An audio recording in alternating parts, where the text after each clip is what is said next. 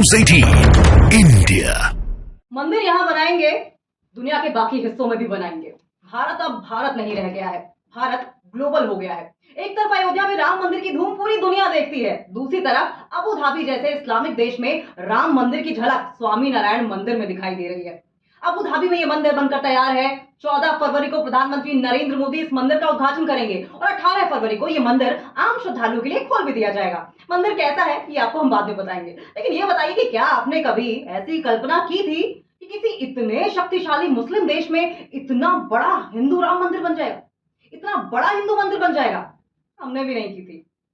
आप जानते हैं अबू धाबी में तीसरी अदालती आधिकारिक भाषा हिंदी है और अबू धाबी की कुल आबादी जो है वो 90 लाख के करीब है, जिसमें 20 लाख तो भारतीय ही हैं। और ऐसे में इन भारतीयों को हमेशा से ही पूजा पाठ के लिए एक मंदिर की जरूरत महसूस होती रही है। अबू धाबी की सुनहरी रेत में मंदिर निर्माण की परिकल्पना तो 1997 में ही कर ली गई थी, लेकिन दो संस्कृतियों को आपस में जोड़ने का ये जो सपना है वो तब जाकर साकार हुआ जब प्रधानमंत्री नरेंद्र मोदी पहली बार 2015 अगस्त में यूएई की यात्रा पर पहुंचे। उनकी मौजूदगी में अबू धाबी सरकार ने मंदिर निर्माण की अनुमति दे दी और साल 2017 में अबू धाबी के युवराज शेख मोहम्मद बिन जायद अल नहयान ने मंदिर के लिए 27 एकड़ जमीन भी उपहार में दे दी। वहीं साल 2018 में पीएम नरेंद्र मोदी ने इसका भूमि पूजन किया। पीएम ने उस वक्त ये कहा था कि ये एक पवित्र पूजन स्थल होगा जो कि मानवता और सद्भाव की एक अद्भुत मिसाल होगा और एक नई कहानी लिखेगा। लेकिन यूएई के राष्ट्रपति शेख मोहम्मद बिन जायद अल नहयान को भी मानना पड़ेगा। 2018 में उन्हें दो मंदिर को लेकर दो प्रोजेक्ट्स दिखाए गए थे। एक बहुत ही साधारण सा और सामान्य सी इमारत का स्ट्रक्चर था, वहीं दूसरा भव्य पत्थर का बना हुआ स्ट्रक्चर था। जब उनसे पूछा गया कि कौन सा मंदिर बनाया जाए, जायद मुस्कुराकर बोले कि एक मंदिर मंदिर की तरह होना चाहिए। उन्होंने इस मंदिर को शांति और बढ़ावा देने का प्रतीक बताया और साथ साथ ये कहा कि यूएई और भारत के बीच ये घनिष्ठ संबंधों का प्रतीक होगा और इसलिए ये मंदिर भव्य होना चाहिए। ऐसा कहा जाता है कि आप कोई काम अच्छे मन से करते हैं तो ईश्वर आपकी राह को और आसान कर देता है।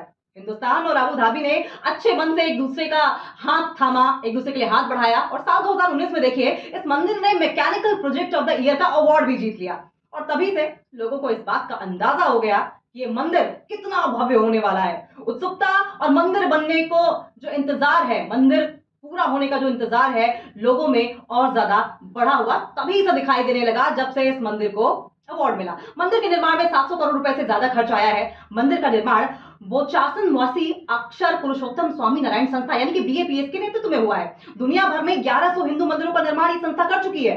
दिल्ली के अक्षरधाम मंदिर का निर्माण भी इसी संस्था ने कराया है। और आपको जानकर बहुत गर्व होगा कि हिंदुस्तान के बाहर ये सबसे बड़ा हिंदू मंदिर है। अबू धाबी का ये मंदिर हिंदुस्तान और यूएई के बीच कल्चरल एक्सेप्टेंस और बायलैटरल अंडरस्टैंडिंग का बहुत बड़ा एग्जाम्पल है। जी हाँ, अबू धाबी में मंदिर बनकर तैयार है। अयोध्या जैसी झलक है, बेजोड़ और वैदिक वास्तुकला से प्रेरित है। तल में अभिषेक मंडपम भी है। राम मंदिर की तरह ही इस मंदिर में लोहे और स्टील का इस्तेमाल नहीं किया गया है। इंटरलॉकिंग टेक्नोलॉजी से पत्थरों को पत्थरों से जोड़ा गया है। स्तंभों पर रामायण की कथाएं हैं। मंदिर की दीवारों पर रामायण के अलग अलग प्रसंगों का चित्रण किया गया है। राम जन्म, सीता स्वयंवर, राम वनगमन, लंका दहन, राम रावण युद्ध, भरत मिलाप जैसे प्रसंगों को बड़ी ही खूबसूरती के साथ उकेरा गया है।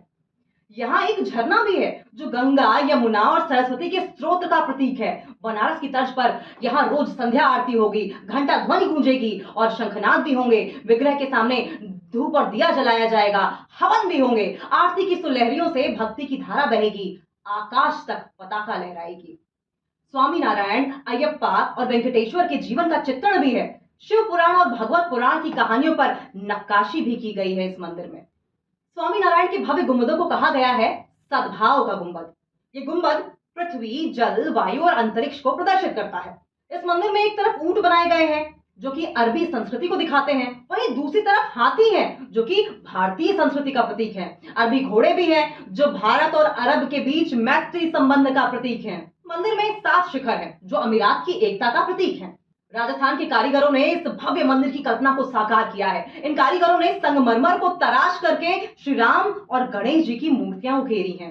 मंदिर की नींव में 100 सेंसर्स लगे हैं जो कि भूकंपीय गतिविधियों पर बारीकी से नजर रखने वाले हैं और मौसम पर नजर रखने के लिए 350 से ज्यादा सेंसर्स लगे हैं। उस पूरे क्षेत्र में होने वाले तापमान और दबाव को ये सेंसर्स मॉनिटर करेंगे। लेकिन आप जानते हैं 1000 साल तक ये मंदिर जो है वो जस का तस बना रहेगा।